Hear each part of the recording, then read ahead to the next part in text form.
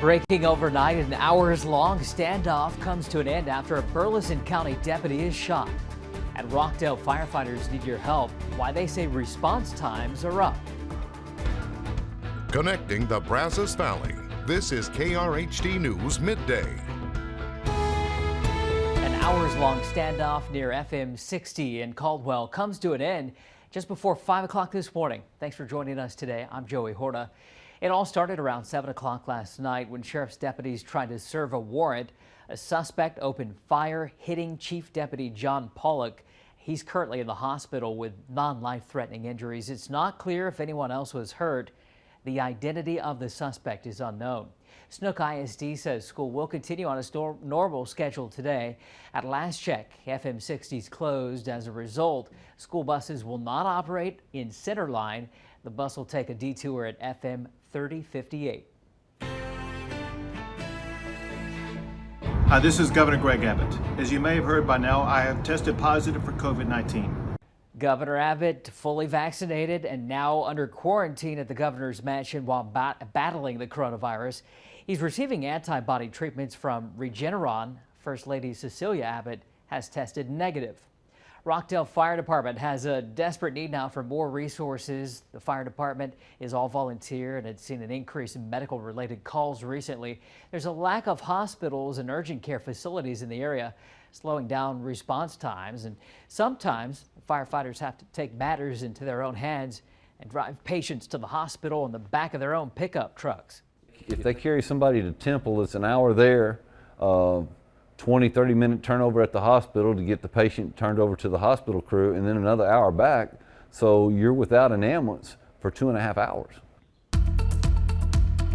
All right, we're going to turn to weather now. It's been an active start to our day, Josh. It has been an active start. A lot of the rain's fallen over our northern counties, but already you can see on the Extraco Eagle Eye here in Bryan College Station some rain curtains in the distance as you're looking off to the west of Texas A&M at this time. Temperatures that are sitting in the mid-80s, 84 in College Station, but feeling like 94. Already feels like 100 in Brenham and Navasota, though.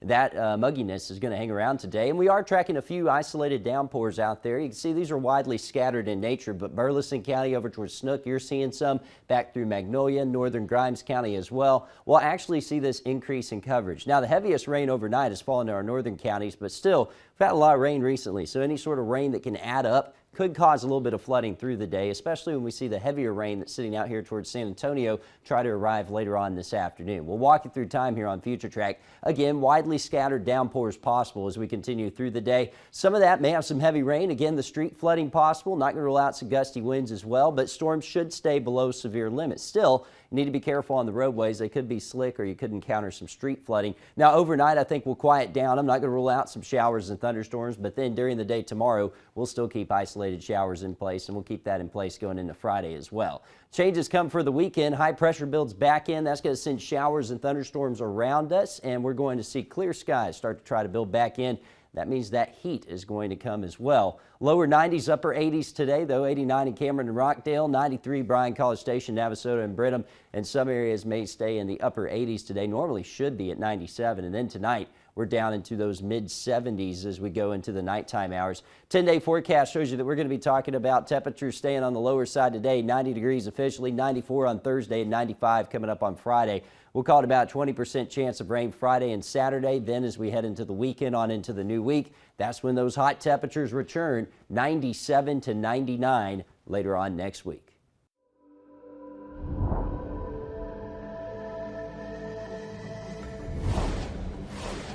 President Joe Biden plans to lay out his COVID-19 booster shot plan today. Preliminary data suggests everyone might need a booster 8 months after they are fully vaccinated. Those vaccines could be offered next month, pending FDA approval.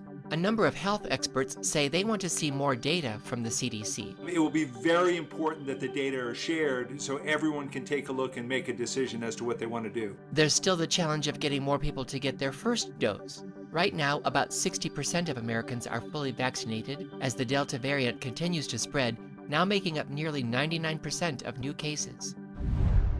Despite surging coronavirus cases, a new study shows most parents plan to send their kids back to school this fall. The survey done by the Rockefeller Foundation showed 89% of parents were okay with in-person learning as of late July. 60% said they want more information about what schools are doing to keep their kids safe. The survey included more than 3,100 parents across the country. People using planes, trains, buses, and other public transportation will need to wear masks at least for the rest of the year. The TSA extended the federal mask requirement through January 18th. It was set to expire September 13th. The labor union for flight attendants says the announcement will help tremendously to keep travelers and staff safe.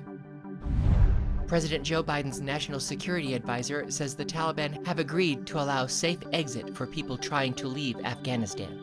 Jake Sullivan says a timetable for completing the evacuation of Americans, Afghan allies, and others still needs to be worked out with the country's new rulers.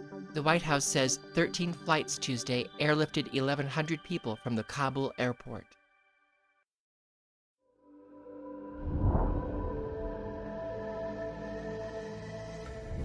As the Taliban take control of Afghanistan, women and girls are beginning to live under the return of a very dark reality. The Taliban ruled over Afghanistan for 5 years until 2001, and they harbored al-Qaeda. Their rule was ghastly, and it was harsh. And there are many concerns that the rights of women over the past 20 years could be rolled back in an instant.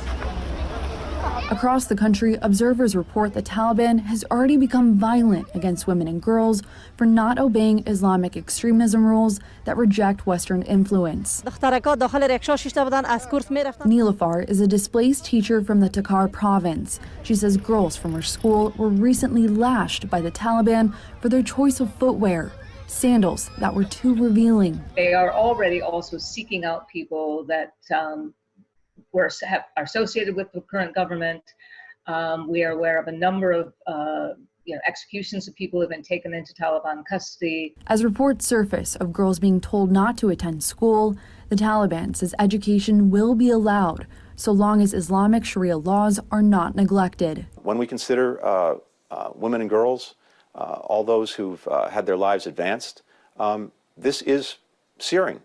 It is hard stuff. Some women are even being told to stay at home and give their jobs to male relatives. I am worried about the women who are vocal, but more worried about the girls who cannot talk, who don't have platform, who cannot represent themselves. And this may just be the beginning. I'm Mag Hilling.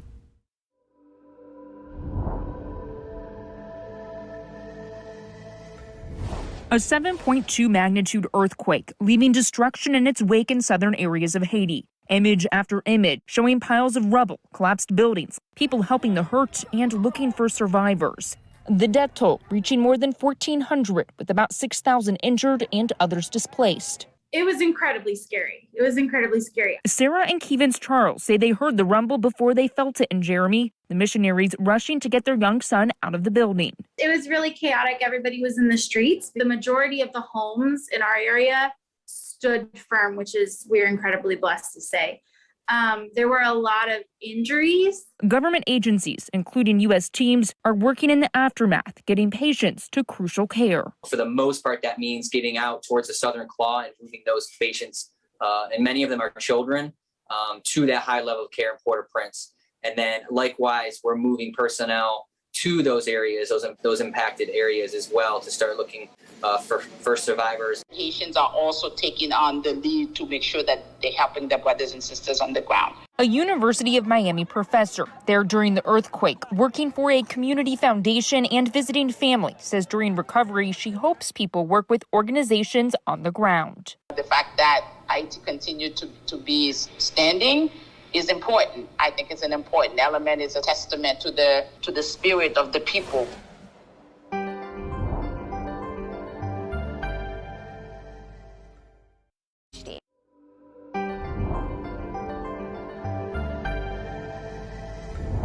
COVID-19 rocked small businesses. Mom and pop contractors were hit especially hard. Now, an app is helping them connect with customers in a new way.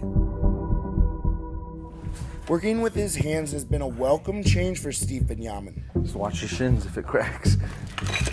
4 years ago, I was working for a Fortune 15 company doing B2B sales, and I just hustled, and I've been putting 55, 60 hours of work, and it's stressful. These days, he runs his own contracting business. You see me now, I'm sweating, I'm swinging hammers, it's dusty. Oh, jeez. But it's a different type of mental stress.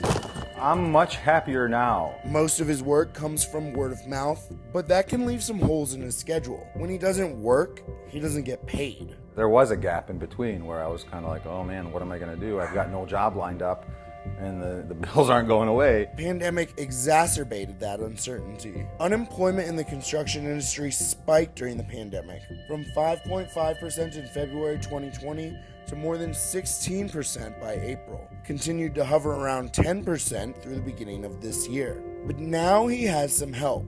I'm able to see what the client willing to pay. A new app called Chore Relief connects contractors with potential clients. So you set up an account, and as soon as an opportunity comes in and fits your criteria, meaning your skill set as well as the service area you like to perform service at, we notify you immediately. All you have to do is open the app and then just send them what is fair bid. And if they accept your offer, congratulations.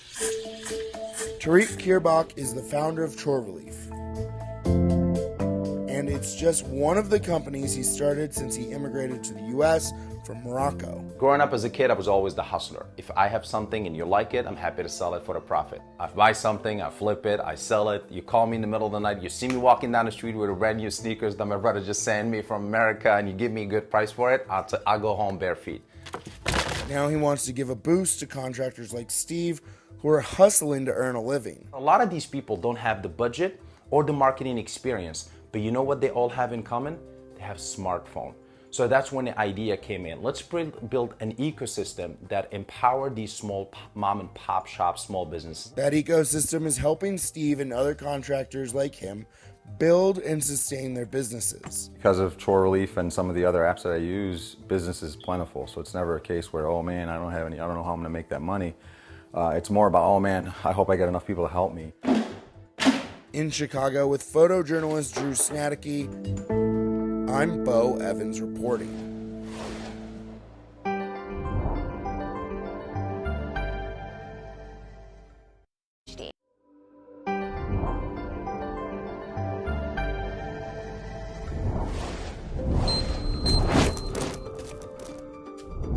To wash or not to wash? That's the question that's been a hot talker recently. Many celebrities reveal that they don't bathe their entire bodies every day. But is that good for your body and skin?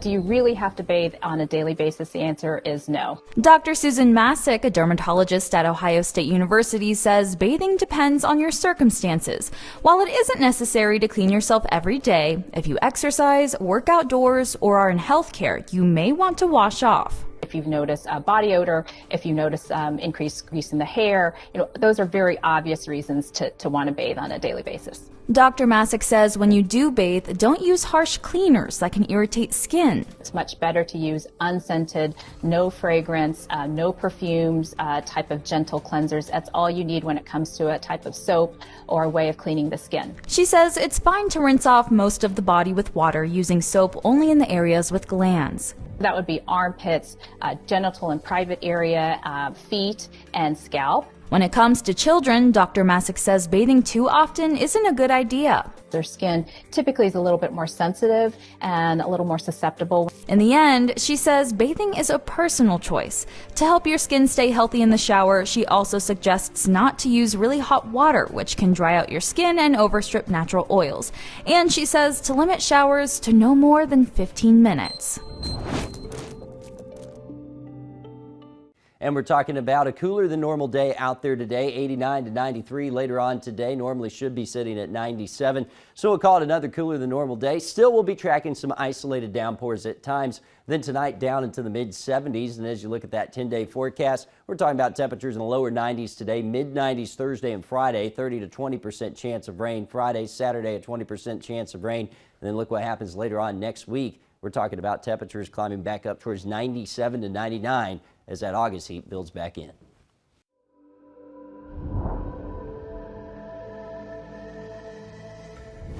Over the course of the last 2 months, the number of fully vaccinated Americans has neared a plateau after there was a big push to get the vaccine early. It's created a challenge for states that continue to try and bump that number higher. After trying religious leaders, politicians, money giveaways, they are now taking a page from the millennial playbook, social media influencers. Así es que si tienen preguntas para un reportero. If life was indeed a popularity contest, Y bueno, Carlos Cornejo would have no problem competing against even the most affable of people. how are you? What's your name? And where can we find some food in this town? The smile, the engagement, they're all things that transcend any language barrier. There's always a few thousand willing to watch, but I mean, we just posted it. When I was done posting it, had 3,500 views, I think, on it. Things that have allowed this police sergeant in rural Colorado to amass nearly 1 million social media followers on Facebook, Instagram, and TikTok. Would you consider yourself an influencer? You know, I don't like the word. It just has this connotation to it of what I imagine with it is not what I consider myself. Hola, ¿qué tal? Los saluda el sargento Carlos Cornejo. Connotations aside, Sergeant Cornejo quite literally is an influencer. It was just a few weeks ago, the state of Colorado approached him about promoting the safety of the COVID-19 vaccine in hopes it influences those who don't find it as popular as him. The only information that I'll share is things that either come from the CDC or come from trusted sources. Otherwise, I'm just not interested. Then I found out this was literally Colorado Department of Public Health and Environment. I'm like, okay, I probably feel okay with sharing some of your information. Nationwide, places like Chicago, San Jose, Oklahoma City, and New Jersey have employed similar tactics, getting familiar faces to become purveyors of familiar information. All of us are really working against the mis and disinformation nationwide. This is the biggest problem that we are reaching. Patricia Lepiani is one of the people who helped recruit Sergeant Cornejos to join her team at the Colorado Department of Public Health and Environment. To her, the decision to go after those with big social media followings was easy. It's where most of the misinformation spreads. Those that really have problems and are more hesitant to get vaccinated are those that use social media as the main source of information. So that's when the influencer program comes along, because then you have someone that is in the social media and in the digital environment that connects with you and can give you information about really this is what is happening with the vaccine. It comes down to connection. Through research, Lepiani's group found more people were more willing to listen to information that came from someone they trusted rather than an official source like the CDC. I had to convince my own mom to go do it. She was very hesitant about it, so we had to have some discussions about it. Sergeant Cornejo gets it. In his Hispanic community, language barriers can also play a role. Right now, it's probably more effective when you hear from your neighbor, because that's how rumors spread too. That's sometimes how people become scared of it. They hear from a friend and they're like, I'm not going to do that. ¿Ya conociste a Victoria? ¿La viste? No. To the sergeant, this may not be a popularity contest, but try saying that to those who want to see the vaccine become just as likable. I'm Dan Grossman.